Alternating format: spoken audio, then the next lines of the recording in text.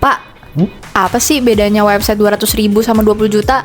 Wah, website 200.000 sama 20 juta ya. Itu agak imbang ya sebenarnya. Tapi kalau kita ambil poin-poinnya, pertama pastinya dari domain dan hosting. Nah, kalau di 200.000 biasanya sudah disediakan ya paket-paketnya dan kita nggak bisa banyak ekspektasi dari sisi storage-nya dan lain-lain. Sedangkan di 20 juta pastinya secara domain dan hosting kita bisa customize. Apakah domainnya mau request apa atau storage-nya bagaimana gitu ya. Nah, lalu juga dari sisi teknologi, biasanya website 200.000 itu sudah menggunakan framework yang sudah disediakan dari awal. Jadi, ibaratnya kita tinggal pilih tampilan yang mau kayak gimana dan datanya diinput. Sedangkan di website yang 20 juta, nih kita punya kesempatan untuk bisa improve dari sisi tampilan, lalu misalnya dari sisi fitur. Nah, itu pasti bisa dibuat requestnya agar websitenya ini ya ibaratnya nggak terlalu statis gitu ya. Dan yang pasti dari sisi dukungan teknis. Biasanya untuk website yang 200.000, kita nggak bisa banyak expect ya ada dukungan teknis gitu. Misalnya kalau, kita mau ada custom yang ini, lalu misalnya ternyata terjadi bug, nah itu biasanya sih 200.000 ya udah putus gitu ya. Nah, sedangkan yang 20 juta pastinya sudah ada SLA dan supportnya yang bisa lebih detail ya. Kalau misalnya ada mau menambah fitur atau perbaikan bug. Jadi kalau misalnya ada yang mau nanya-nanya tentang website, nah bisa langsung aja ya hubungin ke Insys Media.